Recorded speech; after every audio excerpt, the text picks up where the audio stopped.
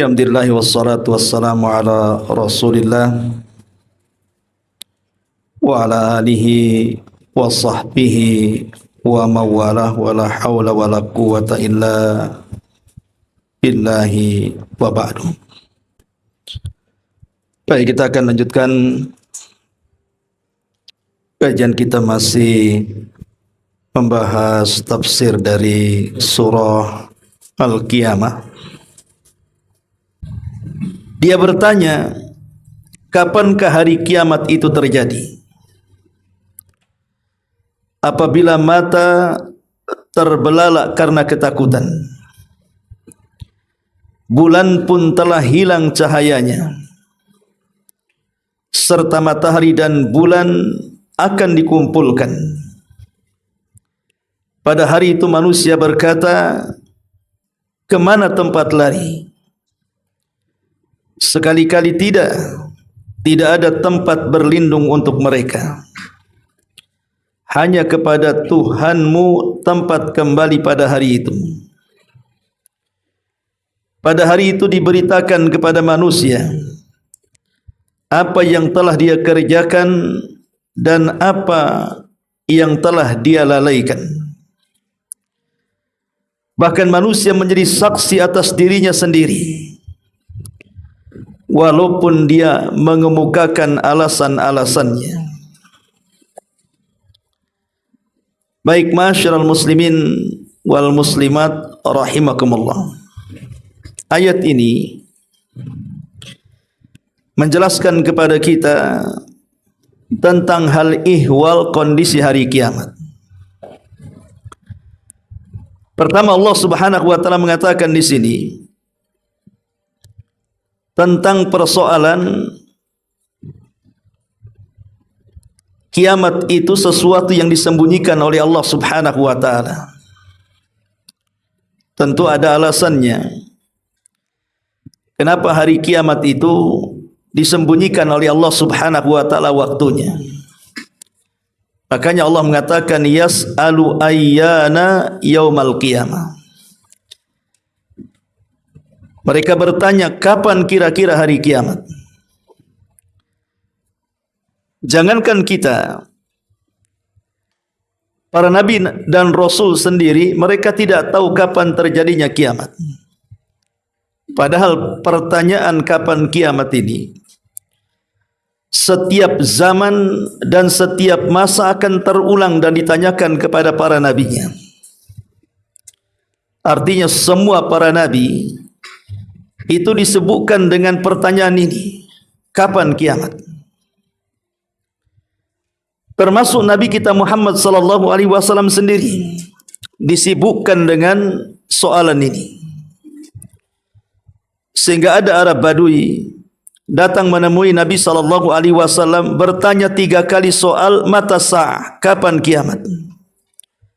Tapi Rasul tidak suka menjawabnya dan selalu berpaling dari pertanyaan itu. Karena Nabi sallallahu alaihi wasallam kalau tahu pasti dijawab. Buktinya pertanyaan kiamat ini pun ditanyakan oleh malaikat Jibril untuk mengajarkan para sahabat ketika Nabi sallallahu alaihi wasallam mengumpulkan para sahabat dan sedang mengajar mereka. Tiba-tiba datang seorang yang sangat putih, pakaiannya sangat hitam, rambutnya, dan dia adalah jelmaan Jibril. Karena kalau memang dia orang jauh pasti ada bekas safarnya. Kalau dia orang dekat pasti ada orang kenal. Karena kebiasaan di zaman itu kalau ada orang asing pasti ada yang mengenalkannya. Tapi ini tidak ada yang mengenalkan satupun, artinya dia bukan orang dekat. Tapi juga bukan orang jauh, karena tidak ada bekas dari asar safarnya. Lah Jibril yang menjelma manusia ini bertanya banyak soalan. Bertanya soal Islam, Nabi menjawab karena Nabi tahu. Bertanya soal iman, Nabi pun menjawab karena Nabi tahu.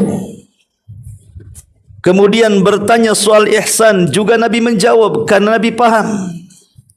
Tapi saat Nabi SAW ditanya oleh Jibril kapan kiamat, Rasul terdiam. Bahkan Rasul kemudian membalik soalan itu dengan mengatakan, mal mas'ulu anha bi'a'lama minas sa'il. Tidaklah orang yang ditanya lebih paham dibandingkan orang yang bertanya.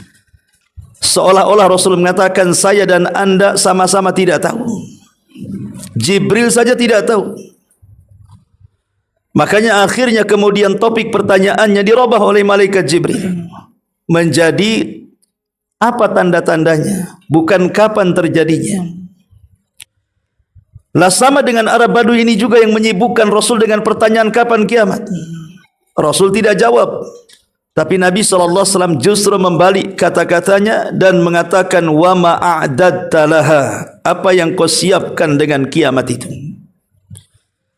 Apakah anda bertanya soal kiamat untuk melihat gunung dihancurkan, untuk melihat lautan ditumpahkan, untuk melihat bumi digempakan, untuk melihat bintang berjatuhan, untuk melihat langit digulung seperti gulungan kertas dan begitu seterusnya?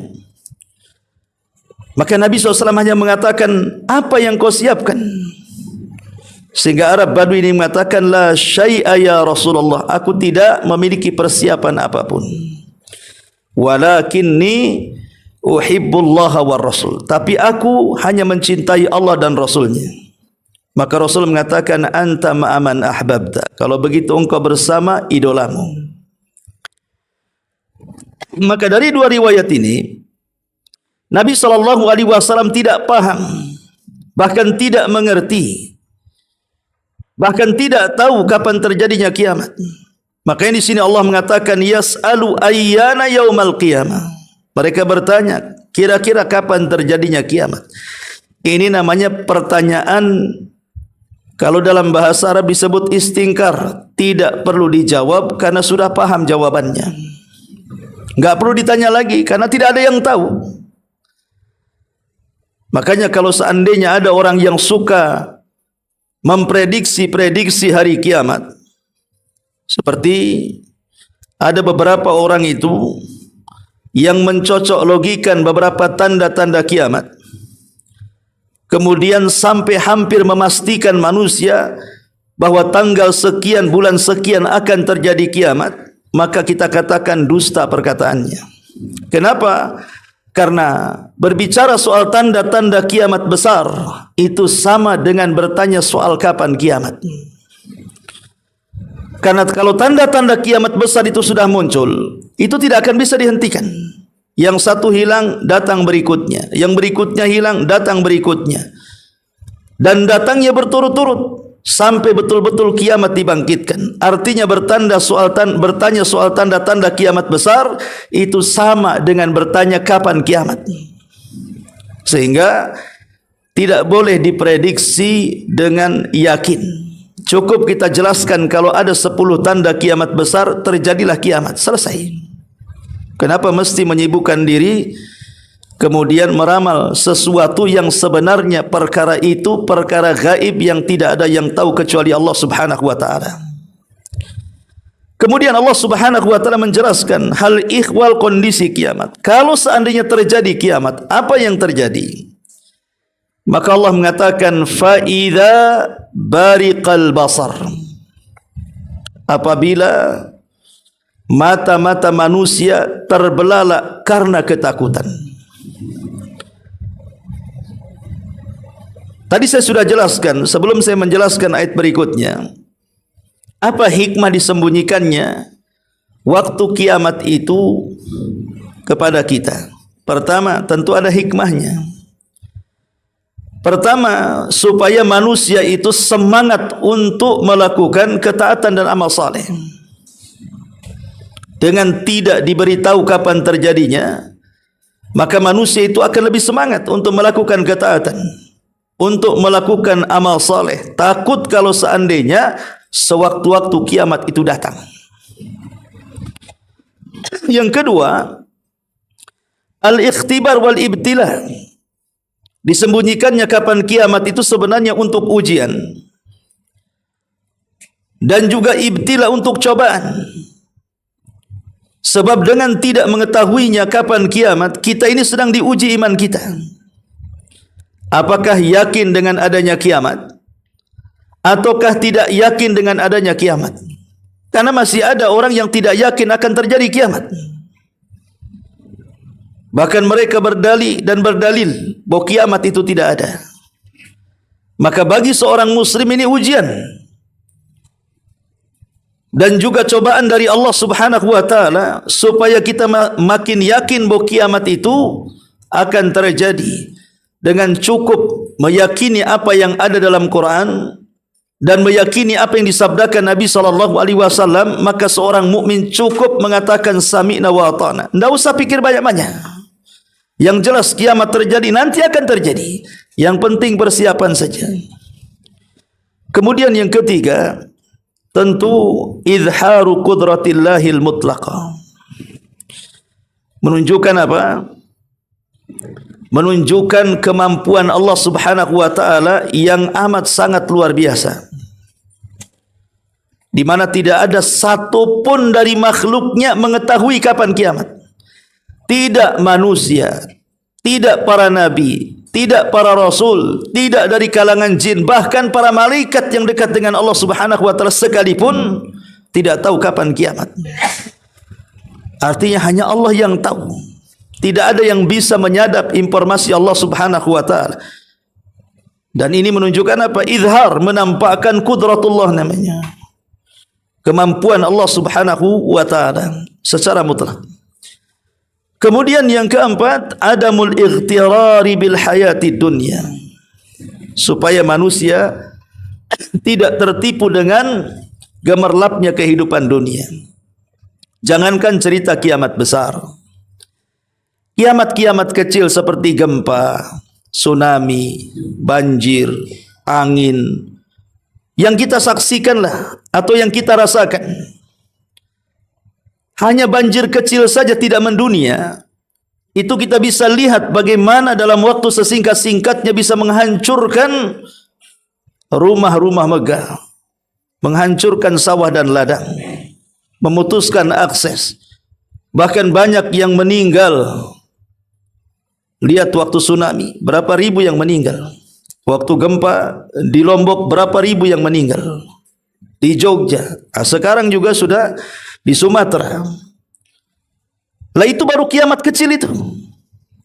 Boleh jadi mungkin yang terdampak bencana itu bagi mereka udah kiamat besar dah kayak gitu tuh. Tetapi itu menunjukkan tentang dengan meyakini adanya kiamat, bahwa segala sesuatu itu akan hancur. Maka dari sini kita akan tahu hakikat dunia, bahwa dunia ini sepanjang-panjangnya umur dunia ini pasti ada batasnya. Sama dengan umur manusia, sepanjang-panjangnya umur manusia itu pasti ada batas matinya. Siapa sekarang yang paling panjang umurnya? Enggak ada, kecuali meninggal.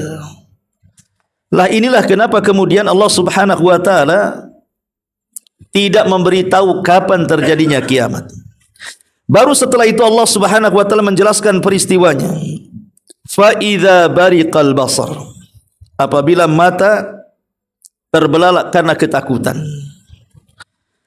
Sebagian para ulama mengatakan, apa yang dimaksud terbelalak ketakutan ini? Ada 3 penafsiran para ulama. Maksudnya ketika mata-mata terbelalak ketakutan itu, yang pertama indal mauti, saat kematian. Manusia terbelalak dan dia sedang sangat ketakutan. Makanya lihat, setiap orang yang meninggal tidak ada yang memejamkan matanya. Semua orang yang meninggal itu melotot matanya. Makanya Nabi SAW mengatakan, idza qubidatir ruhu tabi'ahul basar. Apabila ruh dicabut, pandangan mengikutinya. Makanya disunnahkan untuk menutup seperti ini supaya tidak menakutkan orang. Menunjukkan bahwa setiap orang yang meninggal itu dia terbelalak dan ketakutan sekali.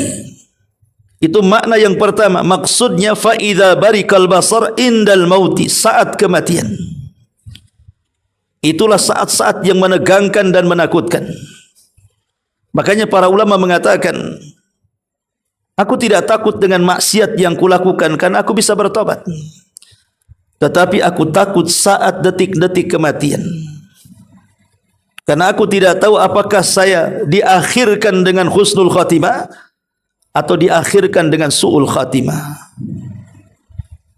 Ini perkataan para ulama. Karena betapa banyak orang-orang yang kemudian awalnya baik, tetapi di akhirnya tidak baik. Dan betapa banyak orang-orang yang awalnya tidak baik, akhirnya jadi baik. Dan banyak juga dari awal sampai akhir dia baik. Ada juga dari awal dia tidak baik sampai akhir pun tidak baik. Begitulah sifat manusia. Jadi yang pertama, fa idza barikal basar, artinya indal mauti. Ketakutan yang luar biasa. Kenapa orang mati itu sangat ketakutan? Karena Nabi SAW yang menjelaskan saat kematiannya. Kata Nabi SAW, ala wa inna lil mauti la sakarat, kata Rasul. Ingatlah bahwa dalam kematian itu ada sakaratnya. Sakarat itu rasa sakit yang tidak ada yang tahu rasanya kecuali Allah. Itu namanya sakarat, maka disebut sakaratul maut. Rasa sakit yang tidak ada yang tahu rasanya kecuali Allah Subhanahu wa ta'ala. Seandainya setiap orang yang naza itu menggambarkan begitu sakitnya, tentu manusia dibuatnya tidak akan nyenyak tidur. Dia akan terbayang rasa sakit itu. Makanya satu hari Umar bin Khattab radhiyallahu an berjumpa dengan Ka'ab al-Akhbar. Ka'ab al-Akhbar itu dulunya seorang Nasrani, kemudian masuk Islam di zaman Umar dan baik Islamnya. Jadi Umar bin Khattab radhiyallahu an bertanya kepada Ka'ab, ya Ka'ab, hadisna anil mauti. Wahai Ka'ab, bisa enggak ceritakan kepadaku tentang kematian? Maka Ka'ab al-Akhbar mengatakan, ya Amiral Mu'minin, ghusnun kathirus syauki, yadkhulu fi jawfir rajuli, fata'khudhu kulla syaukatin bi'arakin yajdibuhu rajulun syadidul jadbi, fa akhadha ma akhad wa abqa ma abqa. Apa kata Ka'ab al-Akhbar? Dia mengatakan, wahai Amiral Mu'minin, gambaran sakitnya kematian adalah bagaikan sebatang dahan yang banyak berduri tajam tersangkut di kerongkongan Anda, sehingga setiap duri menancap di setiap saraf Anda. Selanjutnya dahan yang ada di kerongkongan itu tiba-tiba ditarik dengan sekuat tenaga oleh orang yang memiliki kekuatan yang sangat dahsyat. Bayangkanlah wahai Amiral Mu'minin, apa yang akan terjadi ketika kemudian duri-duri itu dicabut bersama dahan-dahannya, dan apa yang akan tersisa lagi pada hari itu.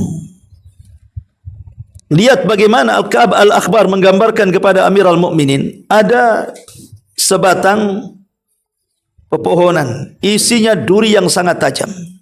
Jadi mamanya ada dahan 1 meter ini, isinya hanya duri semua. Dan duri ini kokoh, tidak bisa patah. Seolah-olah paku atau jarum yang menancap di duri itu tiba-tiba dimasukkan ke dalam tenggorokan sini. Kemudian setelah dimasukkan, dipermainkan. Setelah dipermainkan, kemudian dicabut paksa. Kata Ka'ab al-Akhbar, ya Amiral Mu'minin, Anda bisa bayangkan sakitnya seperti apa. Ikhwatu fiddin, ini gambaran manusia. Ka'ab al-Akhbar tidak pernah merasakan mati ketika menggambarkan seperti ini. Tetapi yang jelas, sengeri apapun manusia menggambarkan kematian, tetap kematian itu lebih ngeri daripada gambaran kita. Beliau hanya mengkiaskan saja. Seperti itulah kematian.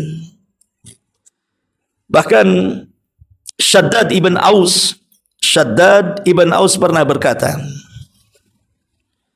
al-mautu afdha haulin fid dunya wal akhirah alal mu'min, wa huwa ashaddu min nashri bil bil manashir wa huwa ashaddu min nasrin bil manashir wa qardin bil maqarid wa ghaliyin fil quduri walau annal mayyita nushira fa akhbara law annal mayyita nushira fa akhbara ahla dunya bil mauti man tafa'u bi aishin wala ladhau bi naumin. Apa kata Shaddad bin Aus?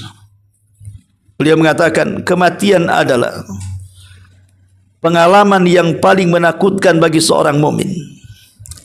Afdhu haulin fid dunya wal akhirah 'alal mu'min. Kematian adalah pengalaman yang paling menakutkan bagi seorang mukmin, baik di dunia ataupun di akhirat. Kenapa? Karena kematian itu lebih menyakitkan dibandingkan gergaji yang menggergaji Anda,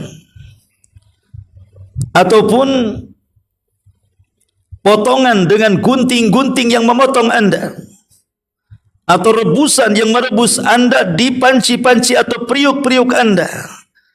Andai ada seseorang yang telah mati diizinkan untuk menceritakan tentang apa yang ia rasakan saat kematiannya, niscaya mereka tidak akan pernah bisa menikmati kehidupan dan juga tidak akan pernah nyenyak dalam tidurnya. Ini gambaran Shaddad Ibn Aus. Dia mengatakan wa huwa asyad man nusyira bil manashir wa quridha bil maqarid. Afwan, tadi saya salah baca ya. Wa huwa asyaddu man nusyira bil manashir wa quridha bil maqarid wa ghuliya fil qudur. Jadi kata Shaddad Ibn Aus, dia mengatakan kematian itu paling menakutkan bagi seorang mukmin di dunia dan akhirat. Kematian itu lebih menyakitkan dibandingkan Anda digergaji dengan gergaji, atau Anda dipotong dengan gunting, atau Anda direbus di atas kuali. Coba bayangkan, kalau ada orang digergaji di depan kita dan dia masih hidup sehat, gimana rasanya? Ya. Atau kita direbus di dalam panci yang sedang airnya itu sangat membara apinya dan airnya sangat panas sekali. Gak bisa kita bayangkan. Seperti orang yang kemudian terperangkap dalam kebakaran itu, kita tidak bisa bayangkan macam mana sakitnya dia menahan api itu. Makanya wajar kalau Shaddad Ibn Aus mengatakan, kalaulah ada orang mati hidup kemudian disuruh menggambarkan saat kematiannya, saya yakin mereka tidak akan tenang tidur, bahkan tidak akan tenang untuk hidup. Ini diantara kenapa kemudian Allah mengatakan faida barikal basar, artinya indal mauti. Pemahaman yang kedua, wakila indal ba'thi, maksudnya saat mata terbelalak dan ketakutan itu saat mereka dibangkitkan. Saat mereka dibangkitkan, mata-mata mereka terbelalak. Bagaimana tidak terbelalak ikhwatu fiddin? Ketakutan. Sementara manusia itu dibangkitkan sebagaimana kematiannya. Kalau dia mati bunuh diri karena minum racun, maka dibangkitkan seperti itu. Kalau dia bunuh diri karena gantung diri, maka saat dibangkitkan dia sedang gantung diri. Kalau saat kematiannya dia menusuk diri dengan belati atau dengan pisau, saat dibangkitkan juga seperti itu. Manusia itu akan dibangkitkan sebagaimana dia matinya. Sebagaimana orang mati akan dimatikan sebagaimana hidupnya. Kalau hidupnya baik, dimatikan husnul khatimah. Kalau hidupnya tidak baik, ya matinya sul khatimah. Maka kebangkitan juga sama.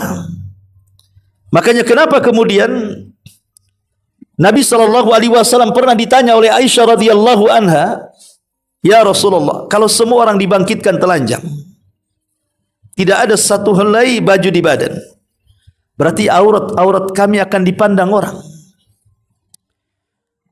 Bagaimana akhlak Aisyah radhiyallahu anha berfikir soal aurat pada hari kiamat? Padahal tidak ada manusia yang memakai sehelai baju saat dibangkitkan. Itulah akhlak malunya Ummul Mukminin radhiyallahu anha. Tapi Nabi SAW tidak menjawab soal bagaimana apakah orang akan memandang satu dengan yang lain dan melihat aurat satu dengan yang lain, Rasul hanya mengatakan, ya Aisyah, sesungguhnya hari itu lebih dahsyat dibandingkan hanya sekedar melihat aurat. Artinya apa? Boro-boro melihat aurat orang lain untuk mikirkan dirinya selamat saja tidak bisa dibayangkan. Macam mana dia akan melirik orang? Makanya wajar kalau Allah Subhanahu wa taala mengatakan yauma yafirrul mar'u min akhi wa ummihi wa abi wa sahibatihi wa bani likulli imri'in minhum yauma idzin sya'nun yughni. Pada hari itu manusia lari dari saudaranya, lari dari ibu bapaknya, lari dari anak dan istrinya, bahkan lari dari semua yang pernah dicintainya. Padahal di dunia orang berkumpul dengan keluarga atau orang yang dicintainya pasti senang.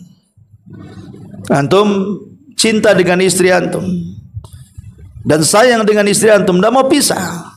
Tapi di akhirat boro-boro kita mau jumpa dengan istri, dia lari. Bahkan istri yang dekat pun kita lari. Datang orang tua kita lari. Kita datang ke orang tua pula lari. Kenapa? Karena takut dituntut haknya masing-masing. Karena bagaimanapun yang menyelamatkan kita di akhirat itu cuma amalan dan pahala kita. Makanya orang-orang yang dibangkitkan itu mereka tidak mau pahalanya diambil. Makanya mereka tidak akan berjumpa dengan siapapun. Masing-masing menyelamatkan diri sendiri. Sebab kalau ketemu istrinya akan mengatakan, dulu engkau tidak adil dengan aku. Mana pahalamu? Kata suaminya, dulu juga engkau tidak adil denganku. Mana pahalamu? Jadi masing-masing tidak mau ketemu tuh. Karena tahu masing-masing punya hak yang merugikan orang. Dan tuntutan di dunia kan sulit, hanya bisa di akhirat. Ya. Ini penafsiran yang kedua, indal ba'thi. Penafsiran yang ketiga, inda ru'yati jahannam. Maksudnya fa'idha barikal basar, maksudnya adalah ketika melihat neraka jahannam. Dalam sebuah hadis Nabi SAW mengatakan, yu'ta bin nari jahannam yawmal qiyamah laha sab'una alfa zimamin ma'a kulli zimamin sab'una alfa malakin yajurrunaha. Apa kata Rasul? Akan didatangkan pada hari kiamat jahannam di hadapan manusia. Dan jahannam itu memiliki 70.000 tali kekang yang akan menggeretnya. Setiap tali kekang, kata Rasul, digeret oleh 70.000 malaikat. Anda bisa bayangkan, sebesar-besarnya kapal itu, untuk ditarik dari daratan ke lautan saja tidak perlu beribu-ribu tali. Ini 70.000 tali, 70.000 tambang, mungkin bahasa kitanya, tambang yang besar-besar. Dan yang menariknya malaikat, bukan manusia. Tenaga malaikat jauh lebih besar dibandingkan tenaga kita. Itu pun setiap tali butuh 70.000 malaikat, bayangkan. Berarti jahannam itu besar. Karena yang menariknya saja malaikat, bukan manusia. Kalau manusia, walaupun sebanyak malaikat yang menarik tidak akan sanggup. Karena tidak ada yang lebih kuat dibandingkan para malaikat dari makhluk-makhluk Allah Subhanahu wa taala. Bahkan satu malaikat saja bisa mengalahkan manusia dan jin. Siapa? Malakul maut. Siapa yang bisa mengalahkan malakul maut? Satu dunia dari Adam sampai yang terakhir, semua jin dari iblis sampai yang terakhir mati iblis juga, tidak ada yang sanggup melawan malakul maut. Lah saat orang-orang kafir diperlihatkan itu, disebutkan dalam ayat surah As-Sajdah 12. Disinilah penafsiran dari fa'idha barikal basar. Allah mengatakan dalam surah As-Sajdah ayat 12-nya, walau tara idzil mujrimuna naqisu ru'usihim inda rabbihim rabbana absarna wa sami'na farji'na na'mal salihan inna muqinun. Dan ketika engkau melihat mereka orang-orang yang melakukan dosa itu menundukkan kepala mereka di hadapan Rabbnya, sebagian ahli tafsir mengatakan saat jahanam digeret, kemudian orang-orang kafir dihadapkan di neraka jahanam, ditampakkan itulah jahanamnya di situ. Disitulah mata-mata mereka terbelalak ketakutan. Fa idza bariqal basar. Mulailah dia orang-orang kafir mengatakan, Rabbana ya Rabb kami absarna, kami telah melihat neraka. Cukup sampai di sini? Tidak. Wasami'na, kami sudah mendengar gemuruhnya. Farji'na, ya Allah kembalikan kami. Saking ketakutannya, farji'na, ya Allah kembalikan kami. Maksudnya kembalikan ke mana? Ke dunia. Na'mal salihan, agar kami bisa beramal saleh. Inna mukinun, kami sungguh-sungguh sangat yakin jahanam itu ada. Karena orang-orang kafir saat di dunia, mereka enggak yakin dengan adanya jahanam. Dengan adanya neraka mereka enggak yakin, alasannya tidak pernah melihat, tidak pernah mendengar, sehingga mereka tidak punya keyakinan. Tapi di akhirat betul-betul Allah buat mereka ainul yakin. Mata mereka dibuat yakin dengan melihat secara langsung, sehingga mereka hakul yakin. Jahanamnya sudah ada, mau apa lagi? Ya mereka hanya mengatakan absarna wa sami'na, kami sudah lihat, kami sudah dengar. Kalau sudah melihat dan dengar apa lagi? Disitulah mereka pun ketakutan dan mengatakan farji'na na'mal salihan. Ya Rabb, kembalikan aku ke dunia. Aku pasti beramal saleh. Kami sudah yakin neraka itu ada. Tapi apa gunanya penyesalan pada hari kiamat? Tidak ada gunanya sama sekali.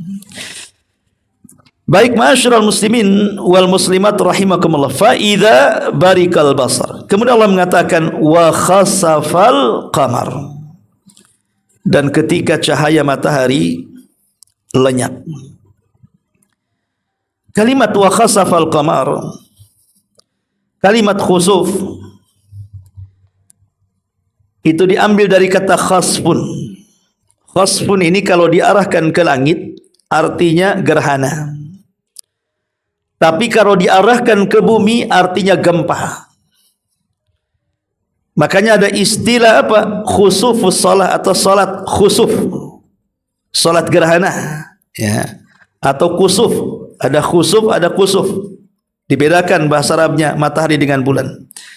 Tapi juga ada yang menyamakan ya kusuf, ya khusuf, ya khusuf, ya kusuf. Artinya kalau dikatakan khusuf berarti mencakup gerhana matahari atau bulan.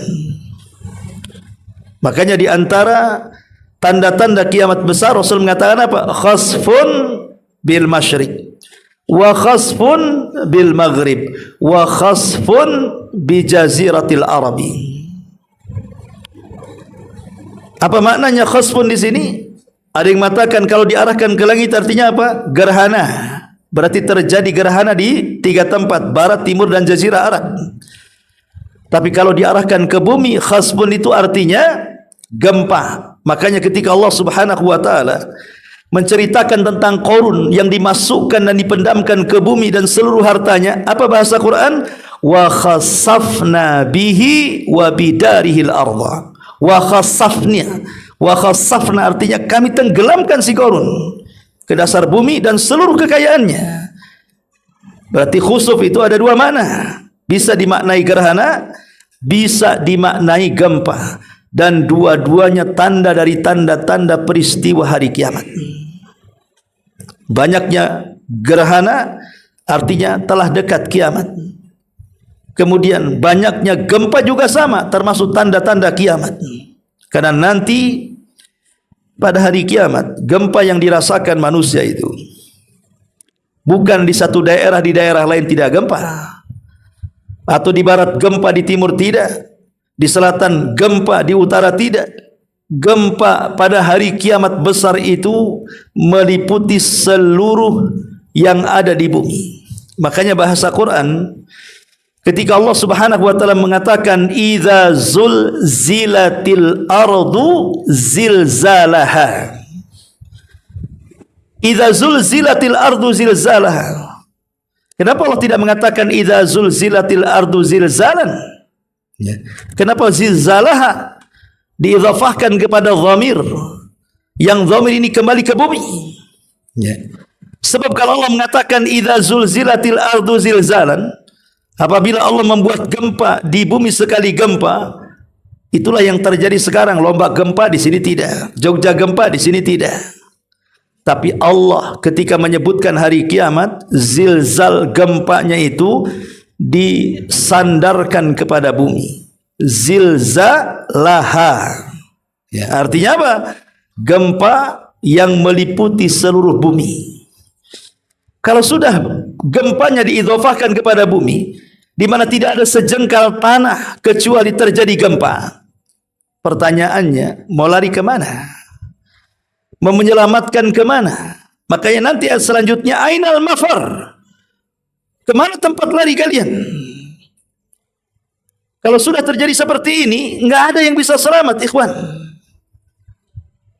Makanya di sini Allah Subhanahu wa taala mengatakan wa khasafal qamar. Khasaf itu artinya, tapi yang dimaksud qamar di sini karena diidhafahkan kepada qamar, berarti maksudnya di sini khasaf di sini artinya terjadi gerhana. Jadi gerhana itu salah satu tanda dari tanda-tanda kiamat. Gunanya untuk apa? Untuk menakut-nakuti hambanya. Makanya setelah saya amati beberapa gerhana yang terjadi itu, ikhwan. Pamannya ini ada gerhana nih, beberapa tahun ini saya amati ya. Kalau sekarang terjadi gerhana, nanti beberapa bulan setelahnya mesti ada bencana. Saya juga heran. Ya, beberapa ini pengamatan saya sendiri ya. Nanti terjadi gerhana nih, nanti entah sebulan 2 bulan setelahnya, nanti tiba-tiba di sana ada banjir, di sini ada gempa. Itu saya amati beberapa tahun seperti itu. Setelah kemudian saya sambung-sambungkan dengan ayat ini, ya wajar saja karena Allah mengirimkan gerhana itu salah satu fungsinya adalah wa manursilu bil ayati illa takhwifa. Tidaklah kami mengutus tanda-tanda kuasa Allah itu salah satunya gerhana kecuali dalam rangka menakut-nakuti hambanya. Kenapa ditakut-takuti? Supaya tobat. Supaya orang yang ditakuti sadar, supaya yang ditakuti itu tobat kepada Allah Azza wa Jalla. Tapi kenyataannya setiap ada gerhana, malah kemudian gerhana pula malah dijadikan selfie, dijadikan tempat-tempat wisata, dibuatkan alat untuk meneropong. Malah di situ kemudian mereka hura-hura. Allah sedang menakut-nakuti kita, kok kita nggak takut? Ini gimana ceritanya? Ya. Allah kan sedang nakut-nakuti kita. Artinya, lihat bagaimana ketika terjadi gerhana matahari di zaman Rasul. Total Madinah gelap. Rasul sampai menggigil, lari ke masjid. Saking ketakutannya, lupa selendangnya Nabi itu. Langsung ke masjid, menyuruh para sahabatnya untuk meneriakkan as-salatul jami'ah. Maksudnya supaya manusia kumpul. Baru kemudian Nabi SAW salat gerhana. Setelah itu apa yang dianjurkan Rasul? Selama terjadi gerhana ini, bersedekahlah banyak-banyak kata Rasul. Berzikirlah banyak-banyak kalian. Dan kalau terjadi gerhana, segeralah kalian salat kata Nabi. Karena Rasul menganggap bahwa itu tanda-tanda kiamat masalahnya. Makanya di sini Allah Subhanahu wa taala rentetkan perkara gerhana ini disambungkan dengan tema hari kiamat. Wa khasafal qamar. Kemudian Allah Subhanahu wa taala mengatakan wa jumi'asy syamsu wal qamar. Wa jumi'asy syamsu wal qamar, ketika matahari dan bulan disatukan. Sekarang matahari dan bulan itu mustahil untuk disatukan, ikhwan. Kenapa? Karena setiap matahari tenggelam, bulan pula muncul. Setiap bulan tenggelam, matahari pula muncul. Kapan ketemunya? Enggak akan ketemu. Matahari dan bulan itu enggak akan ketemu. Bagaimanapun caranya enggak akan ketemu. Tapi nanti pada hari kiamat bukan hanya ketemu, tapi dileburkan matahari dan bulan jadi satu. Itulah makna wa jumi'asy syamsu wal qamar. Lalu apa arti dileburkan itu? Ada yang mengatakan maksudnya wa jumi'asy syamsu, dileburkan itu zihabun nur, cahaya keduanya dilenyapkan. Bayangkan bintang gemintang yang begitu banyak di alam angkasa sana. Entah berapa jumlah bintang itu, tapi tidak bisa menerangi bumi kan? Padahal bintang itu kalau kita hitung, nggak ada manusia yang bisa menghitungnya. Pertanyaannya, apakah bumi menjadi terang gara-gara bintang? Enggak. Ya. Yang bisa menerangi bumi itu cuma dua. Kalau tidak matahari, bulan. Cuma itu saja. Ketika dua-duanya digelapkan, berarti alam semesta ini gelap. Itu makna maksudnya, nanti pada hari kiamat, matahari dan bulan itu akan dilebur dan dihilangkan cahayanya. Ini penafsiran yang pertama. Penafsiran yang kedua, maksudnya wajumi asyamsu wal qamar, maksudnya matahari akan diterbitkan dari arah barat. Matahari akan diterbitkan dari arah barat. Dan itu tanda dari tanda-tanda kiamat besar. Kapan itu terjadi? Al-Imam At-Tayyibi, sebagaimana dinukilkan oleh Al-Hafidh Ibnu Hajar dalam kitabnya Fathul Bari, ketika beliau berisiat tentang rangkaian atau urunutan tanda kiamat yang 10 itu, memang kita tidak bisa memastikan mana duluan mana belakangan, karena hadis-hadis tentang masalah ini banyak sekali dan tidak berurutan, sehingga Imam At-Tayyibi berusaha beristihad yang mana duluan, mana yang mana belakangan. Ini istihad beliau. Beliau mengatakan tentu mukaddimahnya dengan munculnya Imam Mahdi. Itu mukaddimahnya. Kemudian baru masuk tanda kiamat yang pertama, khurujud Dajjal. Keluarnya Dajjal. Kemudian setelah keluarnya Dajjal, turunnya Isa bin Maryam. Kemudian setelah turunnya Isa bin Maryam, munculnya Ya'juj wa Ma'juj. Ya'juj wa Ma'juj. Lah, 3 perkara ini alamat yang ada di bumi. Dajjal di bumi, Nabi Isa juga turun ke bumi, Ya'juj dan Ma'juj juga di bumi. Baru setelahnya bicara tentang kondisi alam secara umum, langit dan bumi. Apa yang terjadi setelahnya? Ada yang mengatakan setelahnya terjadi dukhan. Dukhan, di mana dukhan? Di langit. Asap hitam yang tebal itu kan di langit. Berarti ini peristiwanya sudah ke langit, nggak di bumi lagi. Kemudian setelah dukhan hilang, muncul apa? Muncul matahari terbit dari arah barat. Setelah muncul terbit dari arah barat, baru kemudian keluarlah binatang dari perut bumi yang disebut dengan dabatun minal ar. Baru setelahnya gempa dari arah timur, gempa dari arah barat, gempa di Jazirah Arab, dan yang terakhir api yang keluar dari negeri Aden dan Hijaz menggiring manusia ke Syam. Disitulah tempat dihancurkannya seluruh manusia di akhir zaman. Artinya terbitnya matahari dari arah barat itu urutan tengah-tengah, kata Imam At-Tayyibi, dan itu tanda-tanda langit. Ada yang mengatakan saat manusia tertidur, kemudian terbangun di pagi hari, orang-orang yang beriman, kebiasaan mereka, karena sudah tahu waktunya itu waktu subuh, ya mereka sholat subuh. Tapi orang-orang kafir, orang-orang fasik, mereka masih tidur karena disangkanya masih malam. Kenapa masih malam? Karena matahari tak terbit-terbit. Sampai kemudian mereka barulah terbangun siang. Setelah terbangun langit masih gelap, datang zuhur langit masih gelap, datang asar langit masih gelap. Ketika waktunya bulan terbenam, muncul matahari dari arah barat. Itu maknanya wajumi asyamsu wal qamar. Harusnya bulan muncul, malah matahari yang muncul dari barat. Disitulah manusia menyesal. Dan sekalipun para penyembah berhala, mereka melemparkan berhalanya dan bertobat, tidak ada gunanya.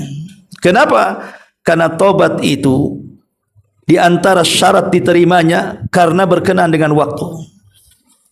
Kalau nyawa belum sampai di tenggorokan, tobat masih diterima. Kalau matahari belum terbit dari barat, tobat masih diterima. Tapi kalau nyawa sudah di kerongkongan, jangan harap tobat diterima.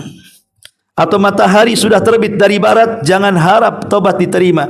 Jangankan orang kafir yang membuang berhala-berhalanya, orang yang beriman, ketika mereka ingin menambah amal solehnya juga percuma.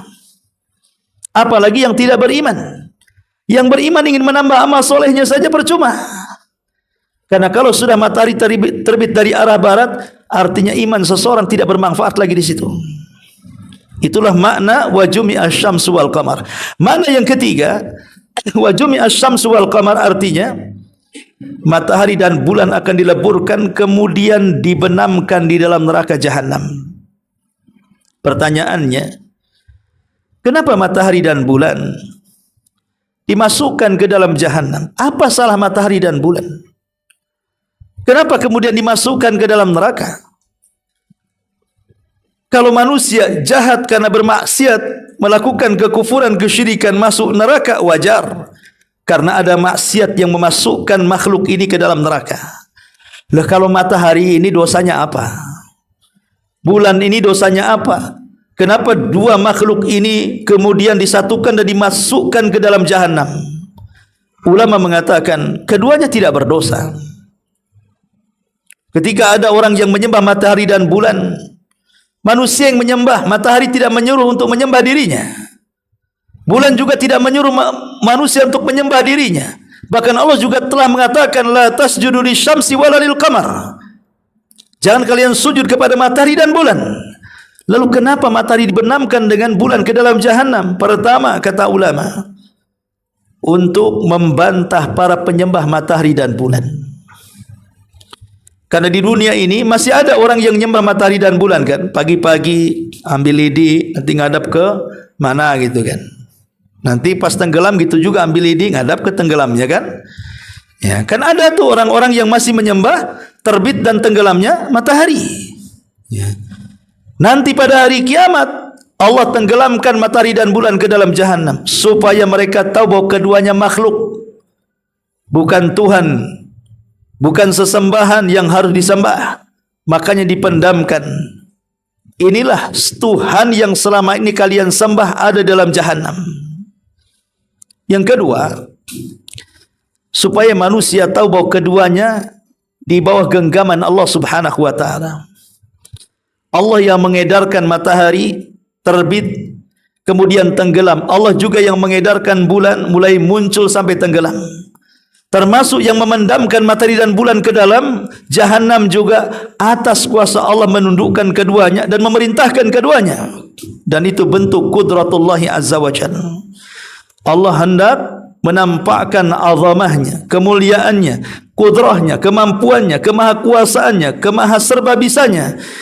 Karena Allah Subhanahu wa taala layak disembah sementara keduanya tidak layak disembah.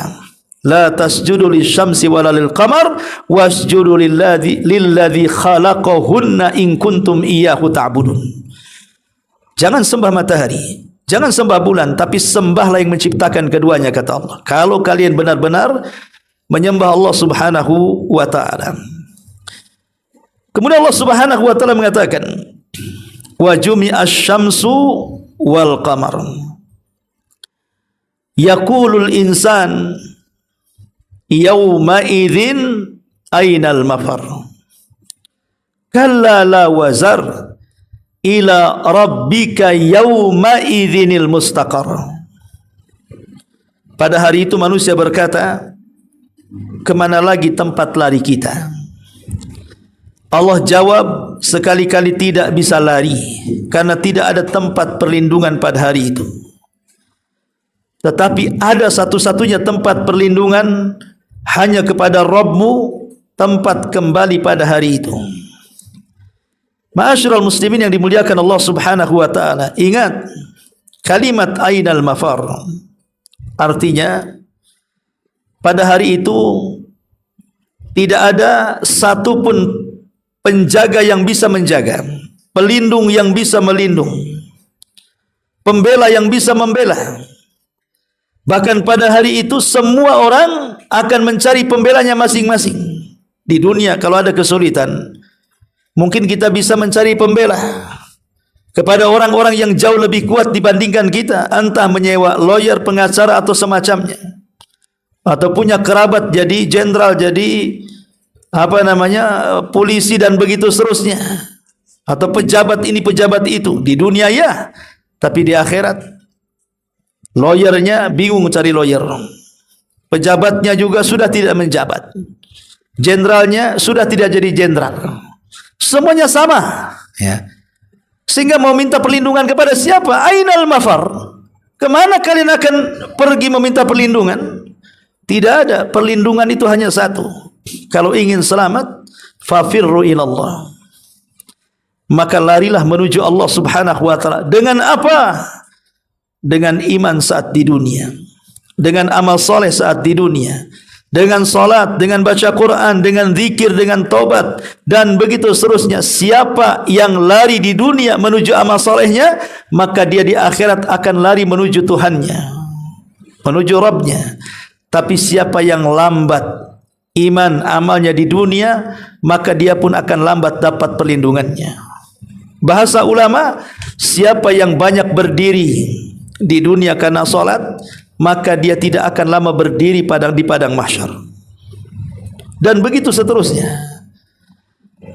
Dan siapa yang gelap-gelap dia beribadah, maka dia akan mendapatkan cahaya pada hari kiamat. Rasul mengatakan, basyiril masya'ina fi dhulami minal laili ilal masajid. Beri kabar gembira orang-orang yang berjalan di kegelapan itu menuju masjid-masjid untuk salat. Sebagian ahli hadis mengatakan maksudnya salat isya dan salat subuh, karena itu waktu yang gelap, ya. Maka siapa yang berjalan di kegelapan untuk beribadah, di akhirat dialah yang paling terang cahayanya. Itulah kenapa Allah subhanahu wa ta'ala mengatakan ainal mafar, kemana lagi tempat lari? Ila rabbika yawma idzin mustaqar, hanya kepada Allah. Kepada siapa lagi? Karena kallala wazar, memang pada hari itu tidak ada perlindungan lagi kecuali kepada Allah subhanahu wa ta'ala. Ma'asyiral muslimin yang dimuliakan Allah subhanahu wa ta'ala, kemudian Allah mengatakan yunabba'ul insanu yawma idzin bima qaddama wa akhar. Pada hari itu diberitakan kepada manusia apa yang telah dikerjakannya dan apa yang telah dilalaikannya. Ada beberapa penafsiran apa yang dimaksud qaddam dan apa yang dimaksud akhar di sini. Ada yang mengatakan maksudnya qaddam itu kemaksiatan dan akhar itu artinya ketaatan. Jadi pada hari itu manusia akan menghabarkan tentang perbuatannya di dunia, dari perbuatan maksiat ataupun perbuatan ketaatan. Siapa yang memberitakan itu? Yang memberitakanlah catatan-catatannya. Karena ingat, setiap perbuatan kita di dunia itu ada catatannya masalahnya. Siapa yang mencatat? 4 malaikat. 2 disebut dengan Raqib dan Atid, mencatat semua yang kita katakan, baik ucapannya penuh dengan pahala, baik ucapannya penuh dengan dosa, baik ucapannya tidak terkandung pahala dan dosa, semua dicatat dalam bentuk pertanggungjawaban di hadapan Allah. Tapi yang dihisab tentu 2, yang ada pahala dan dosanya. Adapun yang tidak ada pahala dan dosanya, yang tidak ada hisabnya, ya. Dan perbuatan kita akan dicatat. Kemudian yang kedua disebut namanya malaikat hafazah, yang disebut dengan kiramin bararah, malaikat yang mencatat di malam dan di siang hari. Kemudian dinaikkan amalannya ke langit setiap subuh dan fajar, setiap subuh dan asar. Itulah 4 malaikat yang mencatat kita setiap hari.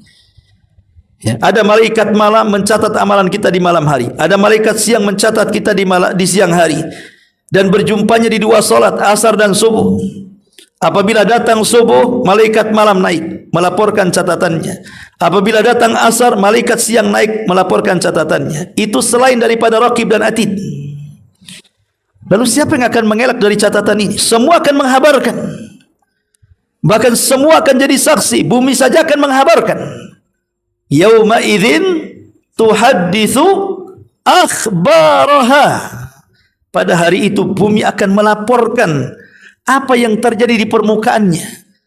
Dia akan datang kepada, ya Allah, kata bumi itu, dulu si Anu di tempat ini dia maksiat, dulu si Anu di tempat ini dia maksiat. Loh, bumi melaporkan seperti itu. Makanya Allah mengatakan yunabba'ul insanu yauma idzin bima qaddama wa akhar. Pada hari itu diberitakan kepada manusia apa yang telah dikerjakannya, maksudnya dari kemaksiatannya, wa akhar dari ketaatannya. Semua akan dilaporkan. Ada juga yang mengatakan maksudnya yunabba bi awwali amalihi wa akhirih. Maksudnya dihabarkan dari permulaan dia beramal dari akil balik sampai akhir sebelum wafatnya, semua akan dilaporkannya. Ada juga yang mengatakan maksudnya qaddama wa akhar, artinya bi jami'i amalihi al-hasani was-sayyi fi awwali waqtihi wa akhirih, wa yunabba bi khairin bi khabarin la yunkiruhu. Maksudnya seluruh amalan baik, seluruh amalan buruk dari awal sampai akhir semua akan dihabarkan dan tidak bisa diingkari. Tidak bisa diingkari sama sekali. Kenapa? Karena nanti kata ulama di antara kekhususan hisab Bapak, semua memori manusia akan diletakkan di otaknya. Mulai dari akil balik sampai dia wafat, dia ingat per detiknya ngapain dia. Detiknya, menitnya, jamnya, harinya, tanggalnya, bulannya, tahunnya, semua ingat. Ya. Kenapa dikembalikan memorinya? Untuk mencocokkan dengan catatannya, supaya dia tidak berkilah lagi. Kalau di dunia, apakah minggu kemarin kita menampar orang, ngejek orang, gibah orang, mungkin dah lupa kita. Sampai ke ngutang pun kita lupa waktu ditagih. Kapan ya aku ngutang katanya? Itu di dunia. Tapi di akhirat enggak, semua memori dikembalikan. Itulah yang ngerinya pada hari kiamat. Makanya Allah mengatakan yunabba'ul insanu yauma idzin bima qaddama wa akhar. Kemudian Allah Subhanahu wa taala akhir ayatnya, balil insanu ala nafsihi basirah walau alqa ma'adzira. Bahkan manusia menjadi saksi atas dirinya sendiri walaupun dia mengemukakan segudang alasan. Apa maknanya di sini? Maknanya manusia akan menjadi saksi bagi dirinya sendiri. Kulit akan jadi saksi. Kemudian juga tangan, kaki akan menjadi saksi. Makanya Allah mengatakan yauma nakhtimu ala afwahihim wa tukallimuna aydihim wa tashhadu arjuluhum. Hari ketika mulut terkunci, tangan pula bicara, kaki pula jadi saksi. Bahkan ketika Allah menceritakan tentang kulit yang bersaksi, setelah bersaksi di hadapan Allah, badannya marahi kulitnya dan mengatakan lima syahidtum alaina. Kenapa kau jadi saksi untuk badanmu sendiri? Apa kata kulit? Antaqanallah, kata Allah. Allah yang membuat aku bicara. Jadi kalau seandainya kulit kita bersaksi, tangan kita bersaksi, kaki kita bersaksi, semua anggota badan kita bersaksi, lalu mau lolos gimana orang dari pengadilan Allah Subhanahu wa taala kalau seperti ini? Makanya Allah mengatakan balil insanu ala nafsihi basirah. Bahkan manusia menjadi saksi atas dirinya sendiri. Walau alqa ma'adzira, walaupun dia mengemukakan banyak alasan, enggak ada gunanya. Kamu mencuri, kata mulut enggak, kata kulit ya nyuri. Mana coba? Ya.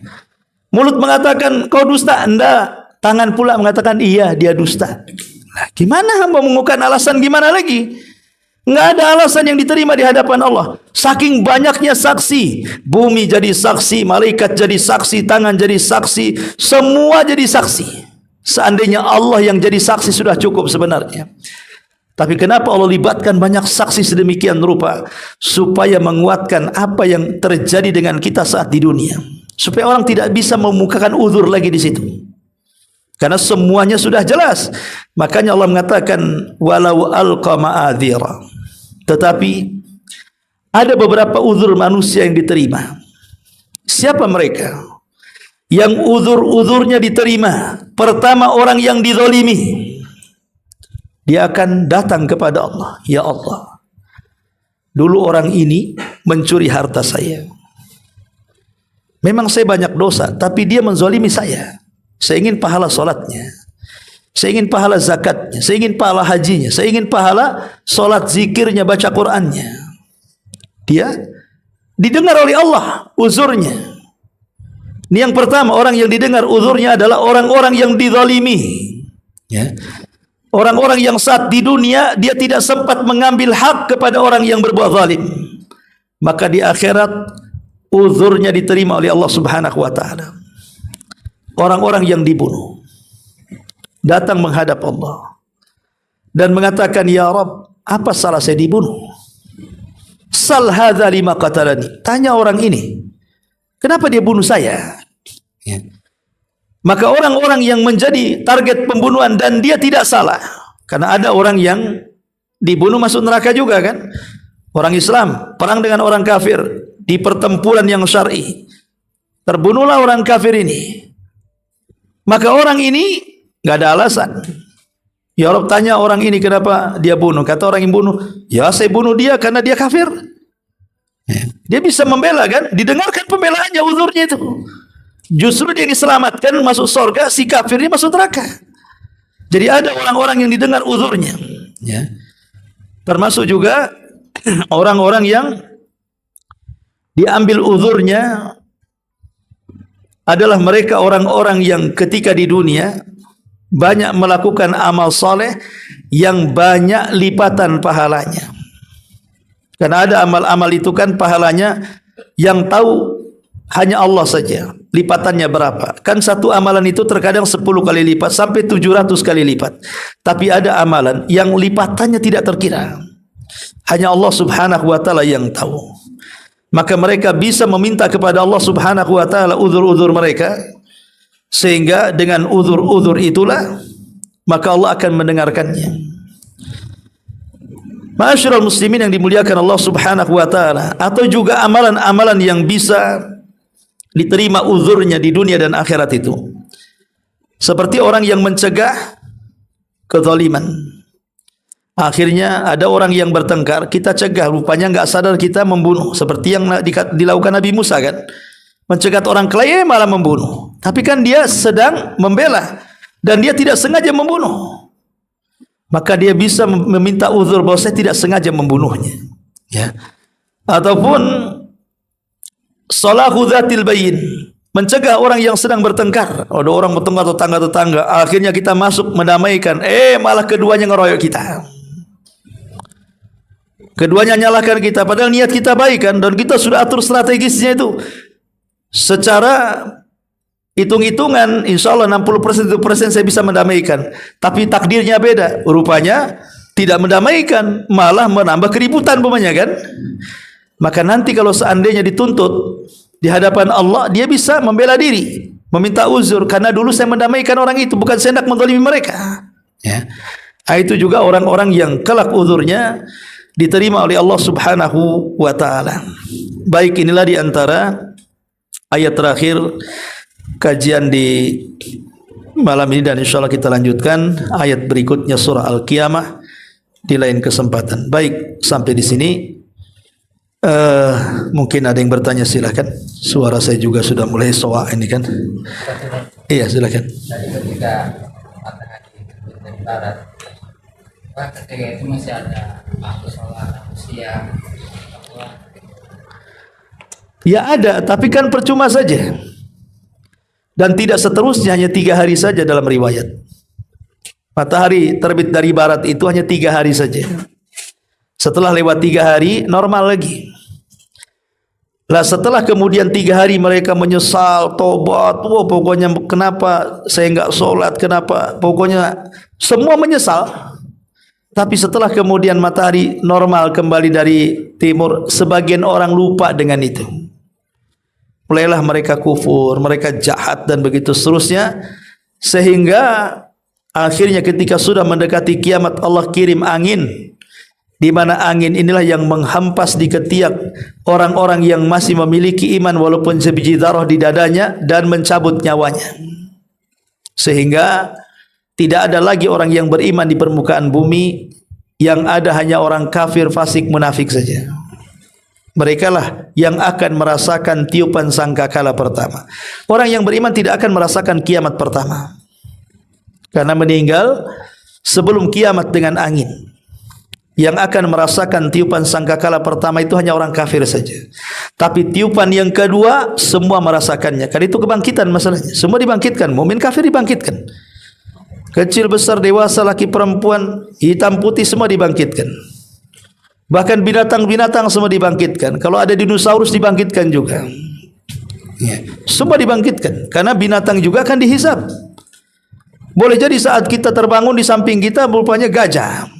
Ya, kita tidak tahu, namanya dibangkitkan, dilempar dari perut bumi ke permukaan. Wa alqat ma fiha wa takhallat, kami lemparkan sehingga kosong isi bumi karena dilempar ke permukaan jasad manusia, jasad binatang.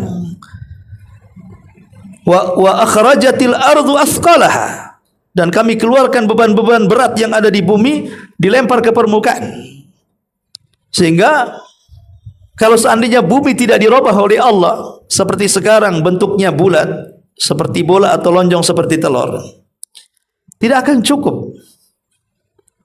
Itulah kenapa di antara hikmah kematian, kalau tidak ada orang mati sejak Adam sampai yang terakhir, sampai sekarang ini, Adam masih hidup, kaum Ad masih hidup, kaum Samud masih hidup, kaum Madian semua masih hidup. Kira-kira antum tinggal di mana? Enggak mungkin antum tiba di Batam Center. Mungkin antum nyelempit-nyelempit di mana kan gitu. Makanya dengan meninggalnya mereka adalah kesempatan generasi berikutnya yang memakmurkan bumi. Ketika generasi berikutnya meninggal, ada lagi yang memakmurkan bumi. Makanya bumi akan senantiasa terisi dan tidak akan pernah penuh. Akan cukup terus. Tapi kita bisa bayangkan kalau bumi yang kita pijak ini menampung dari orang yang pertama hidup sampai yang terakhir mati, binatang yang pertama hidup sampai yang terakhir mati, cukupkah bumi ini? Enggak akan cukup. Ya. Makanya Allah mengatakan, yauma tubaddalul ardu ghairal ardi. Hari di mana bumi kami ganti dengan bumi yang baru. Apakah bentuknya bulat lagi, lonjong lagi seperti telur? Tidak. Allah mengatakan, wal ardu muddats. Wal ardu muddat, dan bumi dihamparkan. Maksudnya dihamparkan, kata ulama tafsir, tidak ada yang meninggi, tidak ada yang merendah, tidak ada gunung, tidak ada bukit, tidak ada lembah, rata semuanya. Sebenarnya mengatakan warna bumi seperti tepung putih, seolah-olah belum pernah ada orang yang melakukan dosa di situ. Itulah karena rata dia, tidak ada yang tinggi, tidak ada yang merendah, tidak ada gunung, tidak ada bukit, tidak ada lembah. Makanya cukup. Kalau di bumi sekarang kan ada lautannya, bahkan lautan lebih luas dibandingkan daratan. Ada gunungnya, ada sungainya yang tidak layak ditempati orang kan sekarang ini. Coba kalau bumi diratakan, maka akan lebih banyak lagi penampungnya. Makanya untuk menampung manusia dari awal sampai akhir, Allah ganti bumi yang kita pijak dengan bumi yang lainnya. Walaupun sebagian ahli tafsir mengatakan, apakah bumi ini hanya diganti bentuknya? Bumi ya tetap bumi yang kita pijak, yang diganti oleh Allah, ataukah bumi ini dihilangkan, digantikan bumi yang lainnya? Ini terjadi khilaf para ulama. Ada yang mengatakan bumi padang mahsyar ya bumi yang kita pijak ini, cuman bentuknya dirubah, dihamparkan, tidak dibulatkan. Ada yang mengatakan tidak, bumi ini sudah dihancurkan sehingga Allah ganti dengan bumi yang baru berdasarkan zahir Quran. Ya ini wallahu alam, ini kan penafsiran para ulama. Adapun mana yang kuat wallahu alam. Ke perkara-perkara gaib lebih baik tawakuf. Kita hanya menjelaskan penafsiran para ulama. Wallahu alam. Baik sampai di sini. Subhanaka wa bihamdika asyhadu an la ilaha illa anta astaghfiruka wa atubu ilaik. Allahu ta'ala alam. Sebentar ada pertanyaan dari YouTube. Assalamualaikum Ustaz, saya ingin bertanya apakah di akhirat aib kita yang tahu seluruh penduduk dunia atau kita sendiri? Ya, aib itu ada dua. Ada aib yang diperlihatkan kepada manusia. ada aib yang ditutup oleh Allah Subhanahu wa taala sehingga tidak terlihat dalam pandangan manusia. Aib seperti apa? Tergantung hisabnya. Kalau hisabnya mudah, maka dia akan ditutup aibnya. Tapi kalau hisabnya sulit, maka akan dibongkar aibnya. Makanya ada amalan-amalan di dunia itu yang bisa menutup aib kita. Salah satunya ketika di dunia kita menutup aib orang, di akhirat Allah tutup aib kita. Jadi ada amalan-amalan yang atau orang yang tidak pernah membongkar aib sendiri, maka Allah juga akan menutup aib kita. Atau tidak membongkar aib orang, sama Allah juga akan menutup aib kita. Man satara musliman satarahullahu yaumal qiyamah. Siapa yang menutup aibnya seorang muslim, maka Allah Subhanahu wa taala akan tutup aibnya pada hari kiamat. Karena begini ikhwan, kalau kita bawa catatan, ya, tidak semua catatan kita ini baik. Walaupun dia di dunia orang paling baik lah. Anggaplah para sahabat, mereka orang baik. Sebaik-baiknya para sahabat pasti ada salahnya kan? Nah, mungkin tidak ada salahnya. Artinya seputih-putihnya catatan pasti ada hitamnya di situ. Lah saat membaca catatan itulah perubahan badan pada diri kita nampak. Saat membaca catatan itu, wajah kita semakin bersinar, ya. Tetapi saat kemudian kalau ya pas catatan yang baik bersinar, tapi pas dibaca catatannya yang buruk maka menghitam. Lah saat dia membaca di hadapan orang itu, pas catatan yang buruk Allah tutupi dengan tabirnya, sehingga manusia tidak tahu wajahnya yang buruk itu. Tapi pas dia membaca catatan yang baik, dibuka lagi tabirnya, sehingga manusia tahunya dia hanya bercahaya saja wajahnya. Itu kalau hisabnya mudah. Kalau hisabnya mudah seperti itu. Makanya Allah mengatakan dalam hadis ketika bicara soal hisab mudah, ketika bahasa kitanya Allah menginterogasi satu persatu, ditanya soal dosa-dosanya, dia pun mengaku dan tidak membantah, maka Allah mengatakan satartuka laka fid dunya wa ghafartu lakal yauma. Dulu di dunia ku tutup aib, maka di sini pun ku ampuni dosamu. Ya. Wallahu a'lam.